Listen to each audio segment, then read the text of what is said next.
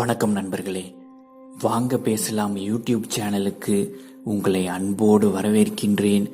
என்னோட பேர் நம்பிக்கை கண்ணன். இந்த சேனல்ல வார வாரம் திங்கட்கிழமை ஒரு புது வீடியோ வெளிவரும். அதை நிச்சயமா பாருங்க, உங்க நண்பர்கள்கிட்டையும் சொல்லுங்க. இன்னைக்கு நாம எதை பத்திங்க பேச போறோம்? உங்களுக்கே தெரியாம ஒரு 3 விஷயத்த நீங்க தொடர்ந்து செஞ்சுக்கிட்டு இருக்கீங்க. உங்களோட மகிழ்ச்சியை அதுதாங்க கெடுக்குது. உங்களின் தோல்விகளுக்கு அதுதாங்க காரணமா இருக்கு. அது என்னன்னு தெரிஞ்சுக்கிட்டு அதை நீங்க மாத்திக்கிட்டீங்கன்னா உங்க வாழ்க்கை மகிழ்ச்சியாக இருக்கும். உங்கள் வாழ்க்கை உயர்ந்து கொண்டே இருக்குங்க. வாங்க, தினமும் பயனுள்ள தகவல்கள் உங்களோட போனுக்கு வந்து சேரும். முதல்ல ஒரு உதாரணம் பார்ப்போங்க. ஒருத்தர் ஒரு பிசினஸ் நடத்திக்கிட்டு இருக்காரு. அவர் ஒரு குறிக்கோள் வச்சிருக்காரு. இந்த வருஷத்துக்குள்ள நான் கார் வாங்க போறேன் அப்படின்னு முடிவு பண்றாரு. அதை நோக்கி நம்பிக்கையோட உழைச்சிக்கிட்டு இருக்காருங்க. கொஞ்ச காலம் ஆகுது, சில மாதங்கள் ஆகுது. ஜனவரி முடிஞ்சிருச்சு, ஜூன் முடிஞ்சிருச்சு, கடைசியா அக்டோபரும் வந்துருச்சு. அவருக்குள்ள ஒரு டவுட் வந்துருச்சு, ஒரு சந்தேகம் வர ஆரம்பிச்சிருச்சு. ஏற்கனவே 10 மாசம் ஓடிருச்சு, இன்னும் இருக்கிறது வெறும் 2 மாசம்தான். இனிமே எப்படி சாத்தியம்? இனிமே என்னால எப்படி கார் வாங்க முடியும் அப்படின்னு அவரே ஒரு முடிவு பண்ணிட்டாரு. தோல்விக்கு அவரு தயாராயிட்டாரு. ஒரு சில நாட்களுக்கு பிறகு அவருக்கு ஒரு எண்ணம் வருது. நான் நல்லா தான் வேலை பார்த்தேன், மிகுந்த நம்பிக்கையோட வேலை பார்த்தேன். ஆனா என் கம்பெனியில வேலை பார்க்கறவங்க சரியா வேலை பார்க்கல. அதுதான் என்னோட தோல்விக்கு காரணம். அதுதான் நான் கார் வாங்க முடியாமல் போனதுக்கு காரணம் அப்படின்னு தனக்குள்ளேயே சொல்லிக்கிட்டாரு.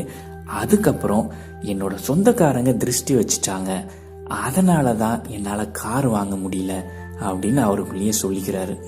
இந்த உதாரணத்துல தாங்க அந்த 3 விஷயம் இருக்கு. உங்களுக்கே தெரியாம அதை நீங்க திரும்ப திரும்ப திரும்ப செஞ்சுக்கிட்டு இருக்கீங்க. எனவே மிகுந்த கவனத்தோட கேளுங்க. முதலாவது, நீங்க உங்களுக்குன்னு ஒரு குறிக்கோள் வச்சிருப்பீங்க. முழு நம்பிக்கையோட அதை நோக்கி நகர்வீர்கள். 2வது, சிறிது காலத்திற்கு பிறகு உங்களுக்குள்ள ஒரு மனசோர்வு ஏற்படும். என்னால முடியாது, நான் தோல்வி அடைஞ்சிருவேன் அப்படின்னு உங்களுக்குள்ளேயே நீங்க சொல்லிப்பீங்க. 3வது, இந்த தோல்விக்கு நீங்க காரணம் இல்ல, வேற யாரோ தான் காரணம் அப்படின்னு நீங்க முடிவு பண்ணுவீங்க. இந்த 3 ஸ்டெப்ல கொஞ்சம் மாற்றம் செஞ்சீங்கன்னா உங்க வாழ்க்கை மகிழ்ச்சியா இருக்குங்க. எப்படி இதை மாத்தணும்? 2வது ஸ்டெப் இருக்குல்ல, அதாவது சிறிது காலத்திற்கு பிறகு உங்களுக்குள்ள மனசோர்வு ஏற்பட்டு நீங்க தோல்விக்கு தயாராயிடுவீங்கல்ல, அந்த ஸ்டெப்ல நீங்க நம்பிக்கையோட இருக்கணும். நான் முழு நம்பிக்கையோட இருக்கேன், நிச்சயமா எனக்கு வெற்றி கிடைக்கும் என்பதை முழு மனதுடன் உணர்வு பூர்வமாக உங்ககிட்ட நீங்க சொல்லிக்கிட்டே இருக்கணுங்க. 3வது ஸ்டெப், எவ்வளவோ நீங்க முயற்சி பண்ணீங்க, உங்களோட முழு உழைப்பையும் நீங்க போட்டீங்க, இருந்தாலும் நீங்க தோத்துட்டீங்கன்னு வைங்களேன், வேற யார் மேலையும் பழி போடாதீங்க. உங்களின் தோல்விக்கு நீங்க பொறுப்பெடுத்துக்கோங்க.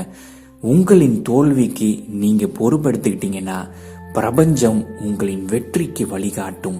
பிரபஞ்சம் நீங்க வெற்றி அடையறதுக்கு தேவையான சக்தியை உங்களுக்கு கொடுத்துக்கிட்டே இருக்குங்க. அவ்வளவுதாங்க. இதை நீங்க ஃபாலோ பண்ணீங்கன்னா உங்க வாழ்க்கை மகிழ்ச்சியாக இருக்கும். வெற்றி மேல வெற்றி உங்களை தேடி வந்து கொண்டே இருக்குங்க.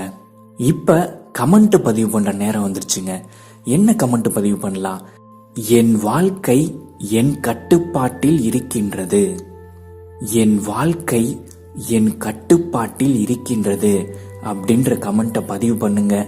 இந்த கருத்து உங்கள் மனதில் பதியட்டும். இந்த கருத்து உங்கள் ஆழ் மனதில் பதியட்டும். இந்த கருத்து பிரபஞ்சத்திடம் செல்லட்டும். பிரபஞ்சம் எப்போதும் உங்களுக்கு சக்தியை கொடுத்து கொண்டே இருக்கட்டும். என்னுடைய மனமார்ந்த வாழ்த்துக்கள்ங்க.